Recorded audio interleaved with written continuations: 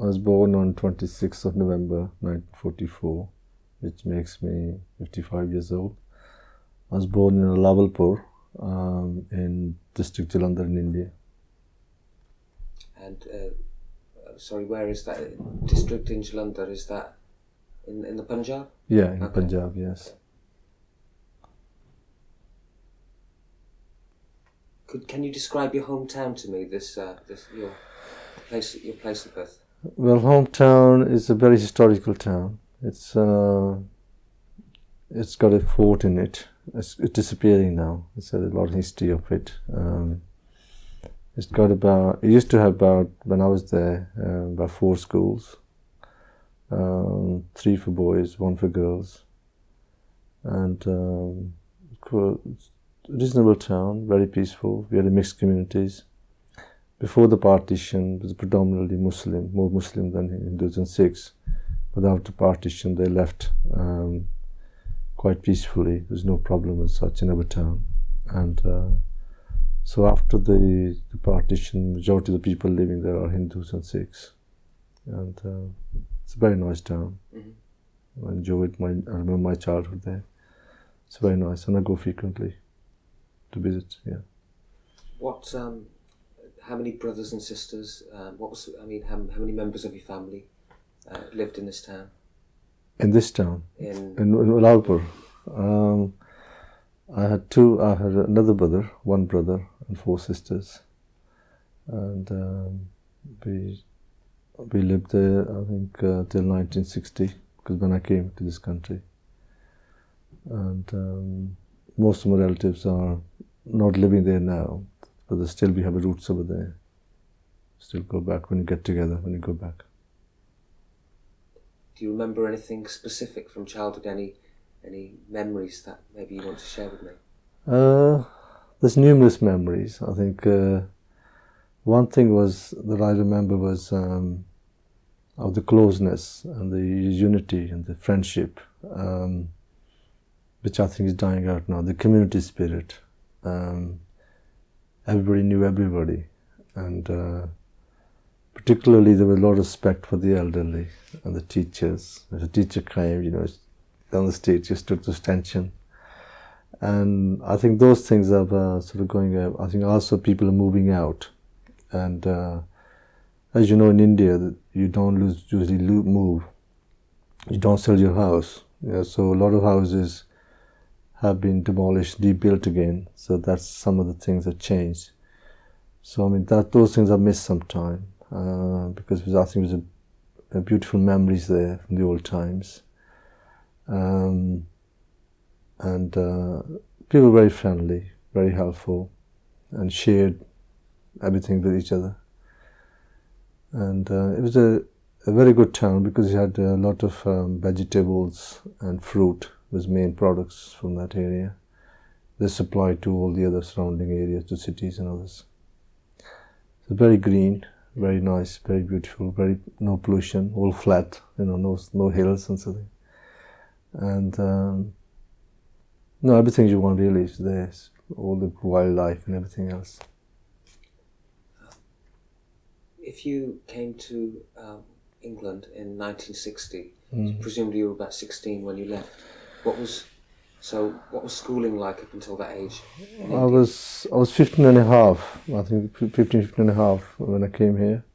I finished my schooling in India, which was matriculation examination. So it's not depending on your age, it's depending on whether you pass the exams or not. Some people, if they don't pass the exam, they continue even age 21. So some can finish early, even at 14. They could do 2 classes at one time. The school that I went to started in 1908, and my grandfather went to the same school, my fathers, my uncles, and all the relatives went to their school. But I left the school, I think, around about in 1958 to go to a different school in town, which was nearer. This previous school was about 2 miles away from my home, and we had to walk, those days. So the school was right in the middle of the fields, big grounds, all playgrounds like football, hockey, cricket, rugby, all the games were there. But this other school was much more near the town centre. So I joined that, and that's where I finished my school in the end. So I spent about 2-3 years at that school. So it's very nice. There's a lot of friends there. Also, I remember that I was in the National Cadet Corps, which was like the armed type, armed forces. So you had to training. The National what, sir? National Cadet Corps. This was like into the military later on if you want to go to. So I did that about 3-4 years, and that was very memorable because we used to go out on shooting range, using the rifles and what have you. And it was very exciting, very interesting. Yeah.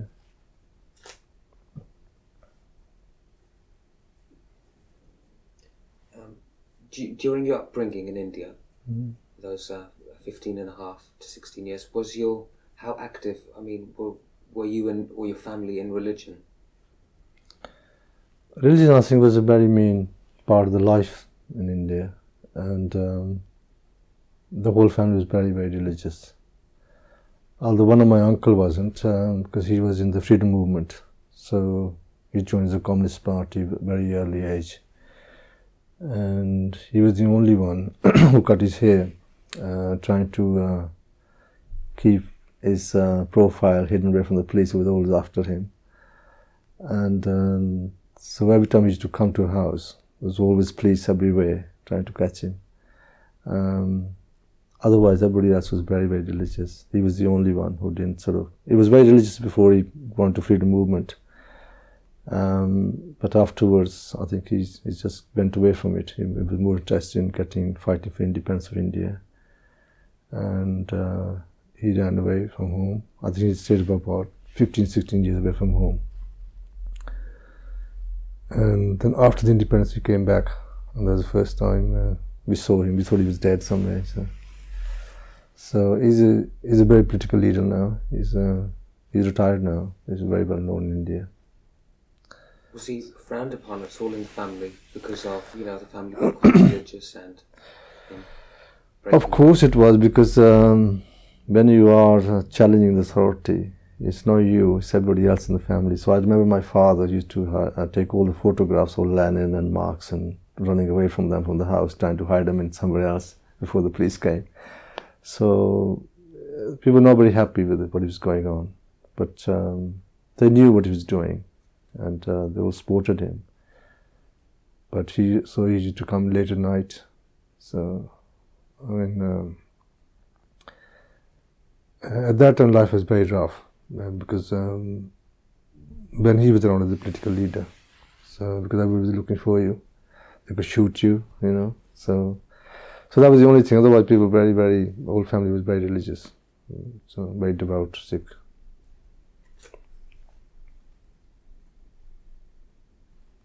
Okay, earlier on you said you migrated to England in 1960. Would you be able to tell me the reasons for this? Your family, the reasons why they chose to migrate, and secondly, why Wolverhampton? Well, my father, he was always migrating, even in India. I think he travelled all over India, and he was in South India, in Pune, he was in Assam, and Calcutta, Bengal, and before the partition he was in Lahore and all other places. So he's always been moving around. So, but I remained mainly with my grandparents when they were away. And I think my grandfather didn't want him to go out, because my grandfather was in the army, and he's travelled all over the world, and he wasn't in favour of going away from India. And my father was, because he wanted to go away. So I think in 1957 he went to Africa, to Kenya, and he stayed there about 2 years. Then from there he came to England, I think in 1959. And so when he came here, so he sent for me, because I just finished schooling, and I came with one of his friends who went to India. He asked me to come to join him. So I came in 1960 for whatever reason, just to join my father. There's no any plans or what have you, but you just come to join your father. And my rest of the family joined a year later in 1961. So, as far as I'm concerned, there's no specific reason really, just to join my father. So when he sent for you, would you have known? It wasn't necessarily permanent, was it? You were No, coming over to England forever. no, it wasn't permanent. I suppose not my objective, but probably my father's objective was to get me educated here. So, although initially when I came here, my father used to live in Bedford. So soon after I arrived there, he moved to Wolverhampton because there was not enough education facilities as such, further education. So he came to Wolverhampton because some of his friends were living in Wolverhampton. And at that time, there weren't many black people here, whether Asian or African. There's no word as black at that time. It's just Jamaicans and Pakistanis and Indians and so on. And so he came to Wolverhampton. And I think my father didn't know what to do because he had no advice or any idea about further education. And obviously, being young, I didn't know anything about this country either. I didn't know what the system was. So I think they took me to Wolfram College, which was scattered all over the place. There's no such thing as Paget Road then. There's different sites in Wolverhampton. One of the sites was at Walsall Street. I think it doesn't exist there now anymore. There's a bus stop for Walsall, and there's a school, and that was the site for Wolfram College. And so the initial thing was for me to start there. Because my father wanted me to be a doctor or engineer, you see. And we didn't know what the system was because nobody had to advise you, didn't know what to do. So didn't know what my qualification, how they were compared to in this country. So eventually we decided for me to learn some English language, you see, to build on my English that I learned in India. And then I think gradually, because there was no opportunity for my ambition to be a doctor, that's why my desire was to become a doctor. But then I suppose I ended up because there's no opportunity to go anywhere. So somebody suggested, why don't you go to the Youth Employment Office, which was, I think it's Red Hill Street behind the Molyneux. And they advised me if I want to do an apprenticeship, an engineering apprenticeship, because my dad was in engineering. So I went into to this Youth Employment Office. And I remember that when this officer was talking to somebody on the phone, there was no shortage of jobs then. The jobs were everywhere. You can have 2-3 jobs if you wanted to. And but apprenticeship was a different thing. You know, it was a 5 years apprenticeship. It was very difficult to get hold of. And he was talking to the person on the phone, saying, "I got an Indian boy here. His English is okay, you know, but it's not that good." And so he set up an interview. First, 2 or 3 of them said, "We don't want any Indians." And this one of them said, "Just send him over." So I went to see him. And because I had a turban then, see, when I came from India. So he said, "If you want to be an apprenticeship, and to do an apprenticeship with us, you have to cut your hair, to move your turban, because it's dangerous to operate machines and so on." So unfortunately, I had to cut my hair. And also at the same time, before that, I used to go to college, and there was a common remarks made by my colleagues, class fellows, saying to teacher, because most of the people that time had a cap or a hat, you see. And they used to complain, "We remove our hats, why doesn't he remove his hat?" you see. There's a lot of pressure on. I was the only Asian person in the whole college, and I think I later on saw another girl, but never spoke to her. It was whole white people, and I mean, some of the people wouldn't even speak to me, wouldn't sit next to me. And eventually, I think there's 2 white boys who start to come close to me, and very, very close to each other. And I think they could understand my problems. Right? So eventually, I cut off my hair and started my apprenticeship. I did 5 years apprenticeship. Same time I was studying as well in the part-time courses like at Wolfram College in engineering.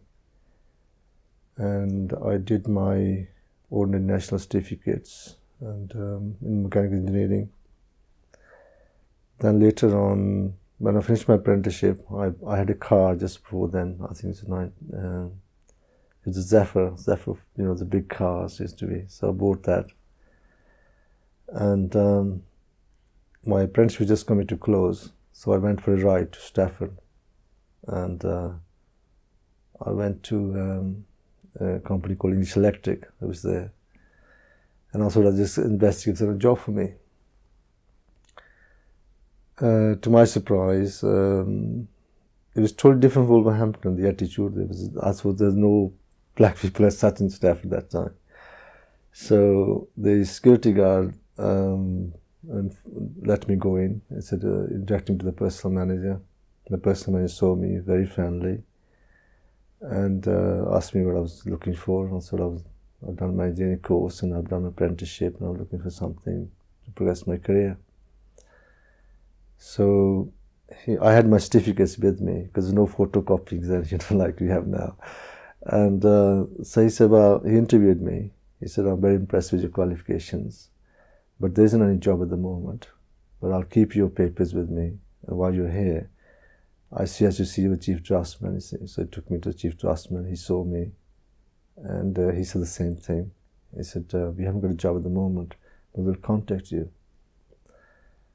I think it was 6 months, I was waiting for me to get my certificates back. And then I had a letter from them and a big pack of big envelope with all the papers offering me a job.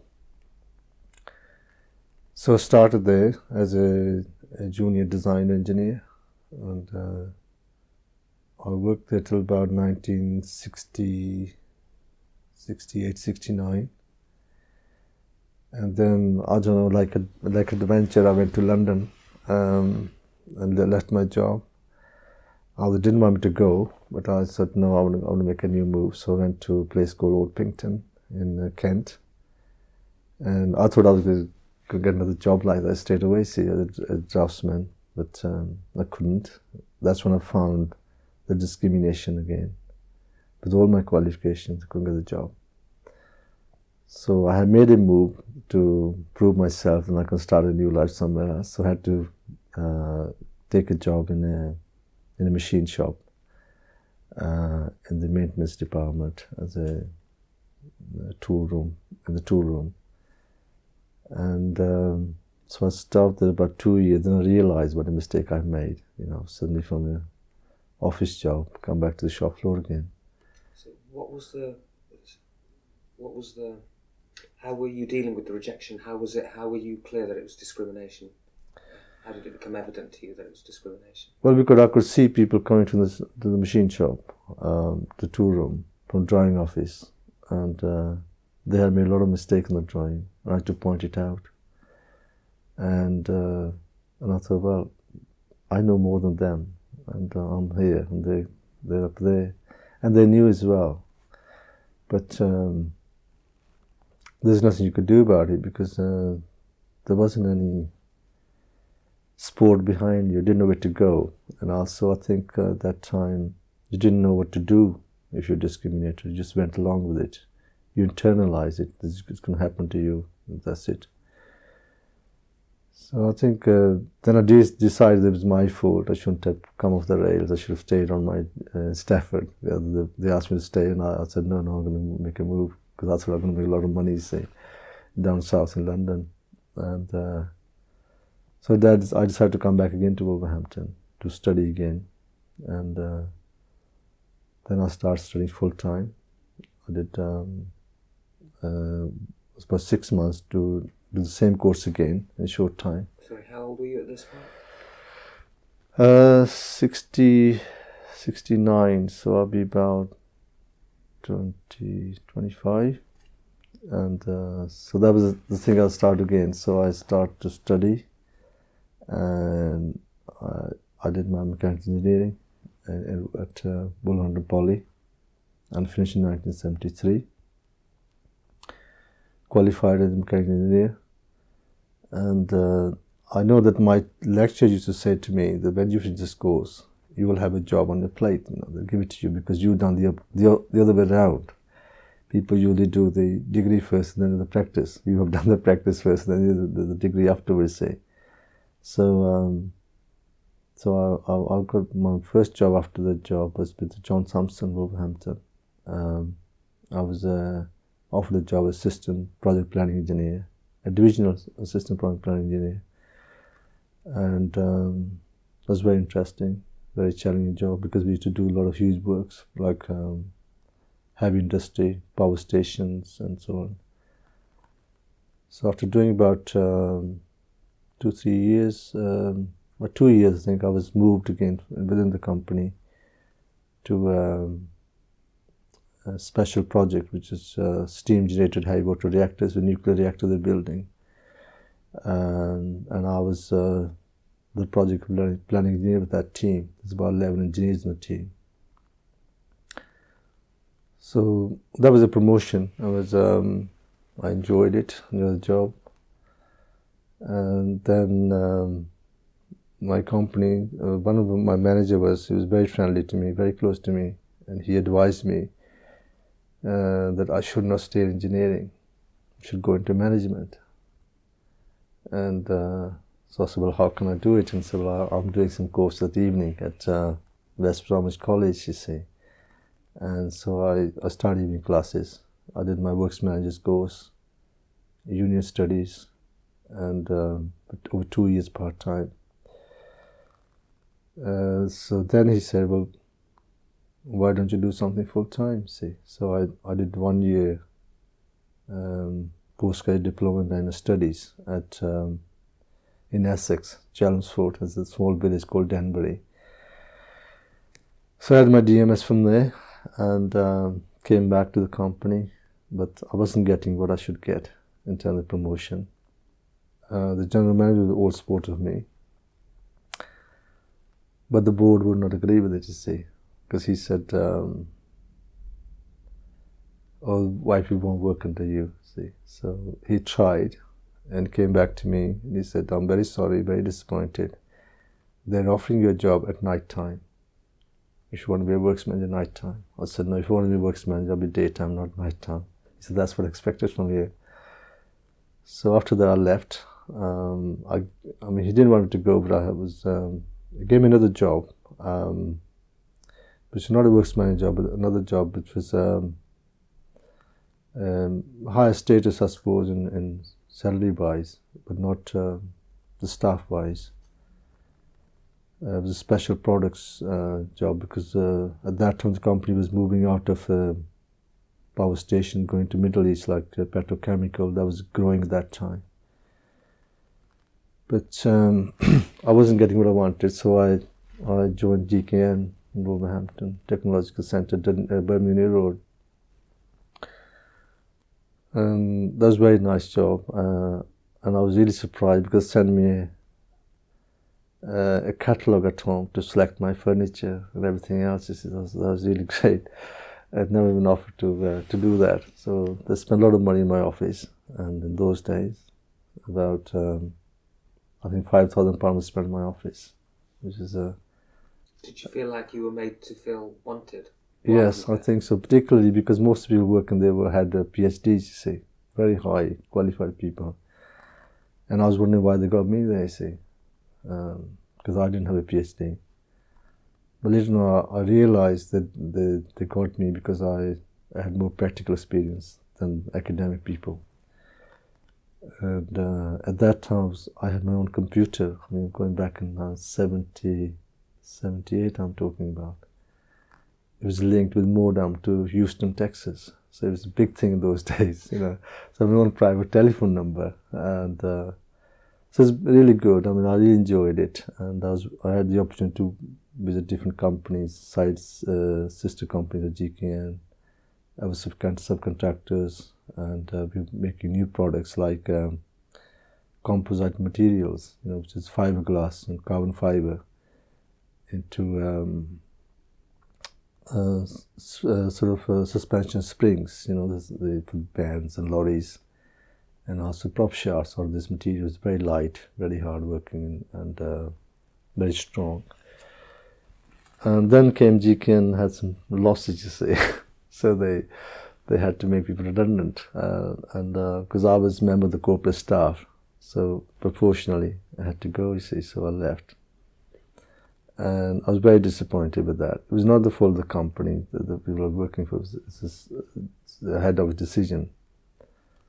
So that's when I think it was a big change came in my life. And out of industry, I came into public sector. And I came for a job as a lecturer in a national scheme which was funded by central government called Industrial Language Training. And I thought I was going for industry, you see, but I found it wasn't industry, it was actually in education. So, and even at that time I found very odd, because I went for a job as a lecturer grade 2. And when I got to the interview, they said, sorry, Mr. Davis, we can't consider you for lecturer grade 2, we can only consider you lecturer grade 1. And I said, but that's the case, I don't think we should waste any time. And I came for lecturer grade 2, and that's when I'm here for, otherwise we should waste each other's time, you see.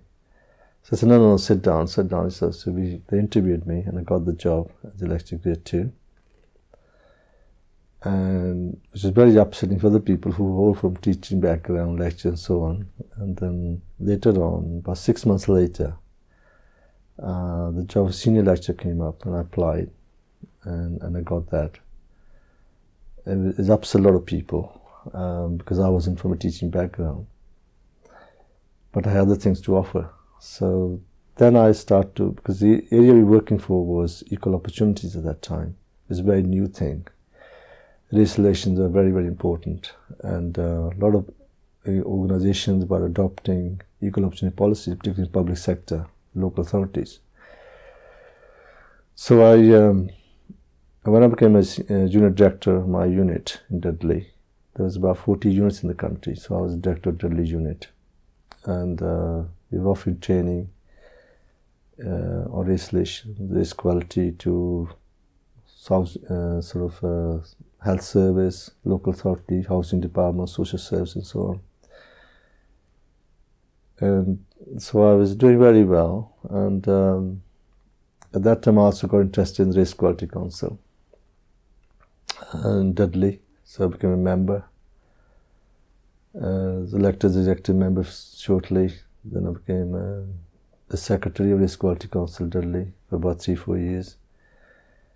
And I worked in my job for about from 1982 to 1989. And then the scheme was under pressure from central government because they wanted to cover costs and so on. They were cutting back, so a lot of people lost their jobs. So that's when I became freelance. I've been freelance consultant in training and management in the same field. And then I think I worked as a freelance about 6-7 years until 1995, and I came back into a full-time job again. I worked with Birmingham Community Health, so it's 6-7 months. And that's when I came to Wolverhampton again, with the health service, with Wolverhampton Healthcare. I came in the Department of Health Promotion as a Community Development Officer, but some of my colleagues said, you know, your background's in training, why don't you do some training for us? Because I have been working race awareness training, equal opportunity training for a long time, to all kind of organizations, from local authority to public sector, all public sector, private sector, voluntary sector, regionally and nationally as well. So why don't you do some training for us? You know, that's for Wolverhampton, you know, must have done a lot of work. I said, no, you know. So then about 4 courses originally. They went on very well. So afterwards, the the Black Country Education Training Consortium, which is made of all the trusts in the Black Country, they picked up this project and said, why don't you do this across the Black Country? So that's my job now. I'm doing training to all the trusts in the Black Country, namely Wolverhampton, Sandwell, Dudley, Walsall and Burton. So I provide training on intercultural awareness training, race equality training, and also advise on different issues on policies and practices on race equality. So it was I never thought that I will come into this kind of area initially, but having come into I find it very rewarding because it has given me opportunity to contribute to Wolverhampton. Although I lived in Wolverhampton for nearly 40 years, never worked in the voluntary sector in Wolverhampton. I worked in Sandwell, for example, in Dudley, but not in Wolverhampton. And so I joined the Race Equality Council of Wolverhampton. I'm an executive member now, and also a member of the Community Health Council, Wolverhampton Community Health Council. And I also joined other organisations like Wolverhampton Asian Community Network, which I'm a secretary. So what is the Asian Community Network? It's an umbrella group for all the Asian community groups, trying to bring them together to look at the issues affecting Asian communities in Wolverhampton, like education, health, and other issues. And also I joined the Wolverhampton Against Racial Harassment Network a couple of years ago. And then the last year they nominated me as the chair, which I chair now at the moment. They changed the name now. It's Wolverhampton Partners Against Racial Harassment.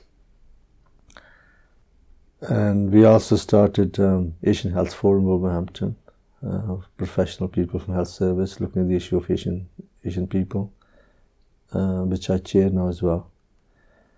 And also in Wolverhampton I'm vice chair of the governing body at my local school.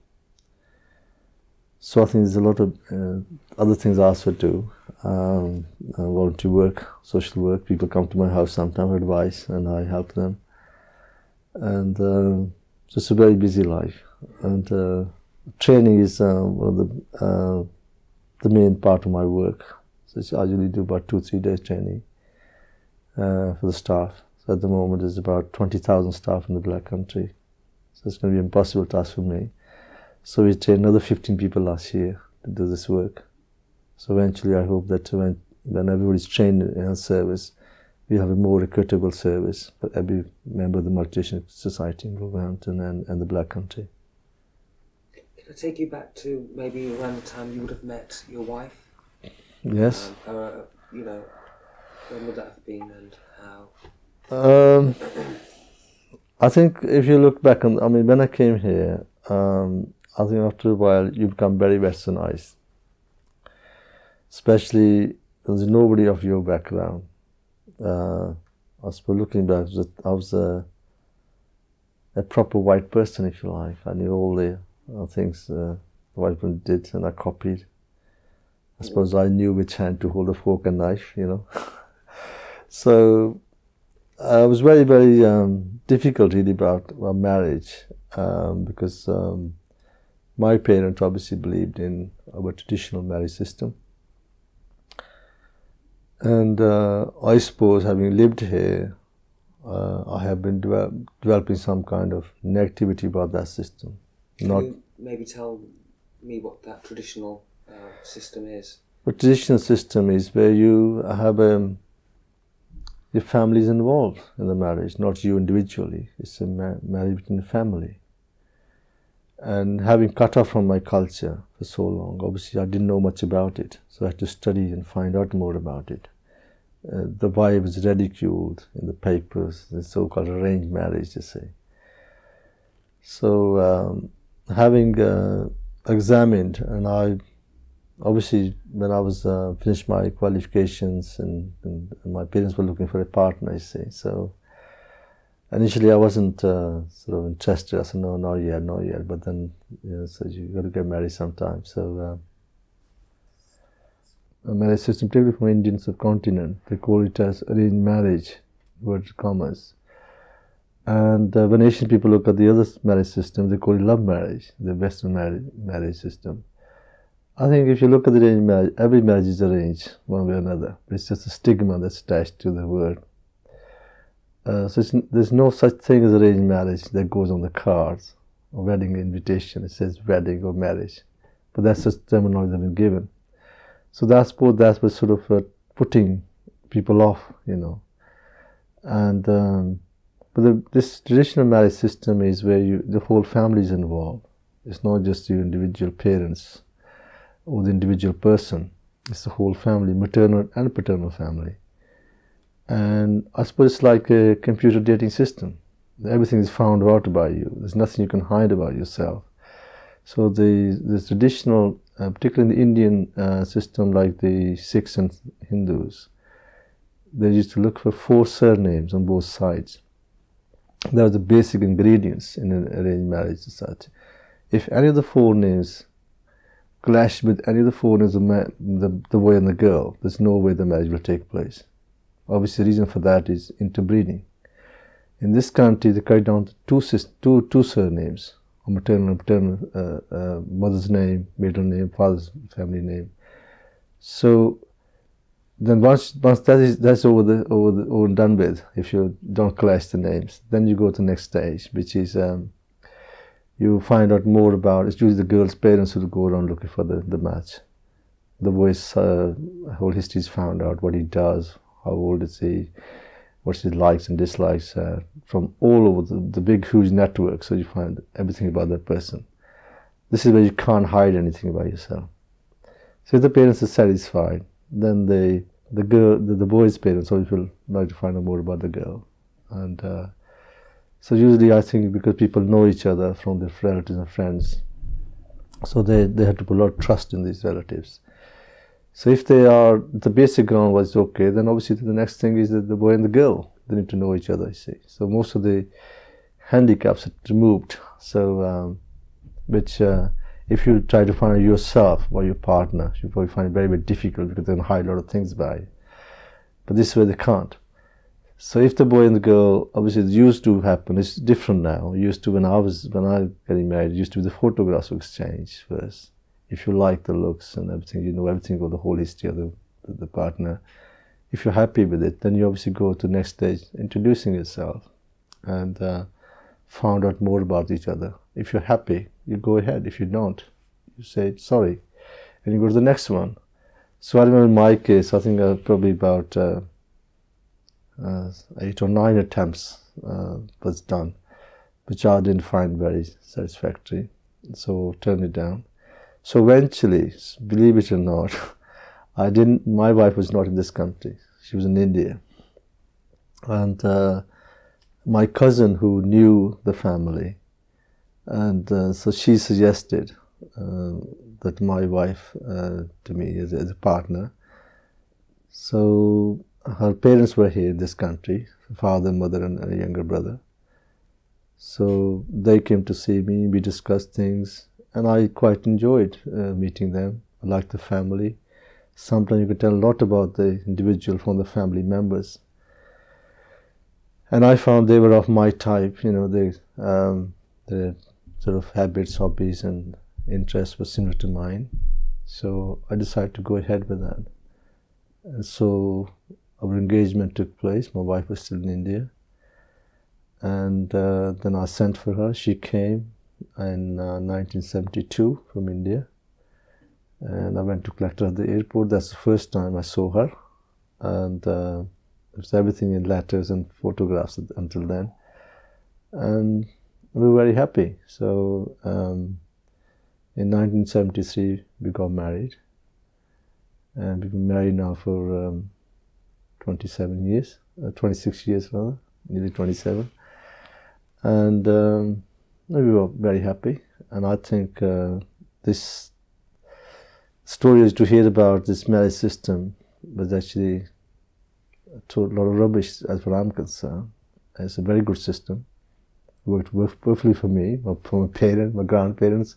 So I don't see why it shouldn't work for the others, you see. So that's what my opinion is. But today, as you know, people are being brought up in different cultures. So I think sometimes they don't understand the whole system, so they reject it out of hand. I don't think there's anything wrong with it if it's done properly. Obviously, there are exceptions to every rule. Some cases things do go wrong, and that is usually when people have other interests into it. But generally speaking, it's a very good system, and I'm quite happy with it. What about your own children? Will they have a choice? I mean, or will they? How relevant is the system to them now? Well, I mean, my eldest son is 24. He's finished his degree 2 years ago. He's working now, and he's of marriageable age. We are not forcing him, but obviously we are suggested to him that he should get married now, and it's the right age. And so we're not forcing on him. Obviously, when he's happy, and he's interested at the moment, that's what he's saying. But once we find a suitable partner for him, I'm sure he'll go according to that system, because all their relatives, their cousins and others, they have married according to that system. So I don't see why they shouldn't do that. But at the same time, I would not force anything on my children. It's their choice. But obviously they trust us. And so obviously it's not everyone's consulted in this, the whole family, as I said earlier on. So it'll be my individual family, my wife's family, will be all interested in this and contribute to it. And obviously a lot of work was done by his brother and sister. I mean, they'll probably do most of the groundwork for him. And I hope he marries according to that system, and marry according to the same way that we did. But now it won't be like with me, like marrying somebody that I never met. Obviously now, as you know, that people meet each other, they have interviews, talk to each other, even go out for a meal or something before deciding. So culture is never static. Culture changes all the time. It's very dynamic. So we have to take that into account. So things that work with my parents was not the same as with me. And with my children, obviously, it'd be that much different. So I think that's what the culture should be. You should take on everything from the environment for the better, and should not ridicule any one culture because they're a minority. How relevant is Sikhism, or how active is it still in your life here now in Wolverhampton? Well, Sikhism, I think when I came to this country, I was very, very devout Sikh. As I said earlier, I lost my hair, and when you look at the history of Sikhism, and Sikhism is actually based on that you do not cut your hair. And the whole history is full of Sikhism. They fought for their basic human rights, not their own, everybody else's human rights. And I think coming here, we lost a lot of that. And so looking back, I suppose I shouldn't have cut my hair. But I was young, I wasn't that devout. So about 3 years ago, I think as you grow older, you start to study a lot of things, which you never do before. So I suppose I started studying religions, not only Sikhism, other religions as well, and trying to find out the commonalities between religions rather than differences. And Sikhism is no different in terms of hair and turban. You find that in other religions as well. Christians also cover their hair, Pope, nuns, bishops. And Jesus Christ had long hair, long beard. In Judaism, they have long hair. Prophet Moses and so on. Islam, Hinduism. So it's not a different thing. It's just that some people have hung on to the certain basic things. And so I suppose over the last few years, about last 10, 15 years, I've become very much more spiritually minded after studying religion. And so 3 years ago, I started growing my hair and had my turban back on. And I feel much more proud, and feel there's nothing missing now, which I found something missing before. And I suppose I am becoming much more devout Sikh. I'm not a baptized Sikh at the moment, but I have been practicing most of the things that are required from a Sikh to do, like getting up very early in the morning, having a bath, doing prayers in the morning, spending about 1.5 hours every morning, prayers and meditation, which I've done for a long time, and it helps you cope with stress and everything else, be healthy as well, and also pray in the evening as well.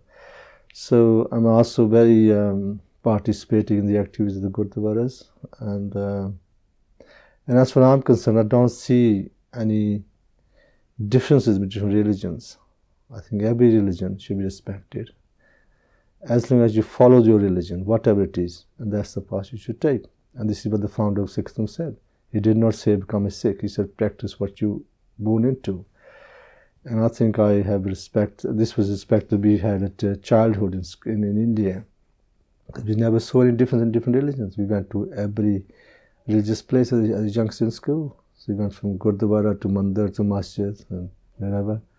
We never saw any difference. So I think that having matured now in age, I can see the much more into this now, especially in a society like Wolverhampton, multiracial, multi-faith society. We have a lot to learn from each other and a lot to share with each other. And that is something you find leads to a lot of divisions and conflicts in human beings, because one says my religion is better than yours and I'm better than yours, you see, and this is where something will go wrong.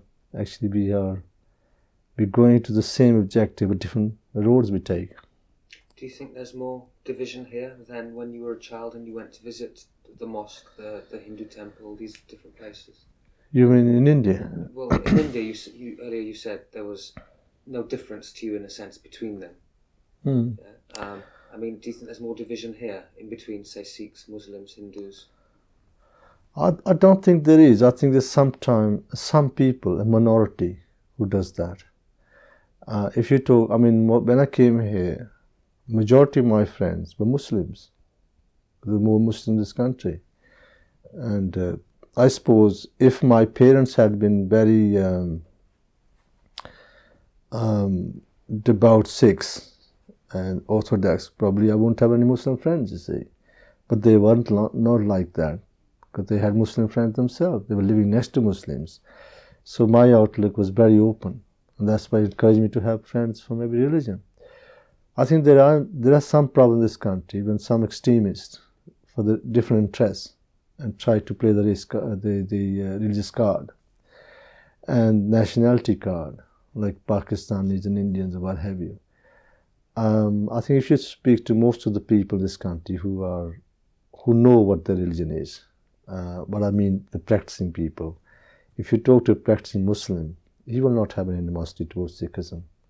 It's only some people who use religion as a selective way to get their own ends meet. And similarly with Hindus and Sikhs.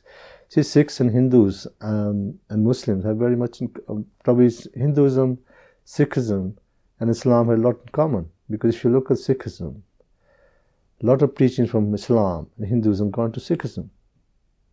And what better example can you have in the world? The holiest shrine of Sikhism, the foundation stone of that building, was laid by a Muslim from a different religion. Yeah, can you imagine that going to happen today? See, so that's how much the tolerance and acceptance for the religion is Sikhism. So similarly with Hinduism and Sikhism, they have much more close to each other because they have come from the same sort of source, the Indian culture. I am proud of Guru Granth Sahib as I am proud of Gita, and Ramayana, or Mahabharata, and similarly Quran. So I don't see. And similarly, Bible, for example, in India, they're more Christian than this country. They're more Christian in India than in the United Kingdom. And they're more Christian in India than Sikhs in India. So you see, I think it's just sometimes that you can see a multi-racial society in India. There are more Muslims in India than Pakistan and Bangladesh put together. So it's, I think, it's some minority who actually does that, and that shows that there's a lot of split in religion. There isn't actually. Majority of the people are very, very friendly to each other. They respect each other's religion. And in this country, I think you saw last year the 300th anniversary of Sikhism, the foundation of Khalsa. I saw the Krishna Mandir on Marston Road, Penn Road, outside with all the drinks and food to feed the procession. And so, I mean, they respect each other, you see, and this is where I think they should be. So it's only a tiny minority that actually creates that. This is where we had to do a lot of education to encourage people to understand your religion. So I don't accept that there's a majority of people against it, a very tiny minority, yes, that you have in every religion, like in Northern Ireland. Yeah. Apart from that, what other changes have you seen since the early 60s to the present day, in Wolverhampton more specifically? It's great changes. Physically, there's a big change. I can't sometimes remember where the old roads were, because all disappeared, particularly from town centre. like the Penn Road, Dudley Road, and Great Brickland Street, they all used to end up in the town centre, trolley buses and everything used to go there, and they just disappeared. And the Ring Road, because the Ring Road was just being started on when I came here. Part of it was built, and they're still building it. So physically, there's a big movement, big change. Socially, yes, there's been a big change. When I came here in 1960, there was very few Asian and African people in Wolverhampton. Very tiny amount. I think you can count on one hand. And if you saw one of the streets, you should run towards, like attraction. There's somebody's of your background. And you spoke to everybody. You greeted everybody and hugged and welcomed everybody. And shared things. Because it was a very, very cruel days, those days, because you couldn't rent a house, let alone buy one. I mean, where we're sitting now, you couldn't even dream of walking on this road here. There's a solid line somewhere in the boundary of where you can go as a black person, where you can't. And of course, we had all kind of problems in socializing. You couldn't go to certain pubs or clubs, and still you can't in some of them. And they told you bluntly you couldn't come in. And as a student, I remember a lot of things we had to put up with, and obviously that led to a lot of demonstrations and struggles. People couldn't go to school with the turban on, or the Muslim women couldn't go to a scarf on, and so on. And there was, of course, we had the Teddy Boys, skinheads, National Front, and of course we had Nina Powell. And I remember as a student going on demonstrations against Powell's speeches. I knew Nina Powell personally. He was a very nice person to begin with. I don't know what happened to him. Suddenly he changed overnight. He was well respected initially. It was the colonel in the Indian Army, scholar of Urdu. But I don't know what happened to him. Suddenly he just bent against, and it upset the whole Wolverhampton. So we had a very turmoil history in Wolverhampton in terms of relationship, but the majority of the people become to understand each other. And I think people in Wolverhampton are becoming much more aware of each other's cultural values and see the richness. The biggest change I can see is the food, for example. You see that the top dish of this country is curry now. You couldn't imagine 1960s, yeah. You had to hide in one corner and eat it so nobody could smell it. Now everybody's eating it, see. So it's a big change because the culture actually enriches a society. I think the other things that change is the physical things, like a lot of religious places now, gurdwaras, masjids, mandirs, mosques, and so on, side by side to churches. And the only thing I see, which I see something sorry, the churches are disappearing. There's a lot of churches here that disappeared. So I don't know why. Is it because the religion is sort of going out in the Christian society? But there's a big growth in the other minority religions. The other thing I think that the changes are people feel much more easy to talk about the issues of discrimination, racism, and you couldn't do that before. And people are feeling now like they belong to Wolverhampton. People like myself. Initially, people thought they didn't belong here, the way they were treated, and they want to go back to the country of origin. And a lot of people are still going back to the country of origin, whether it's in Jamaica or India or whatever. But I think majority of the young people, I suppose, they feel they belong here until they come to the job market.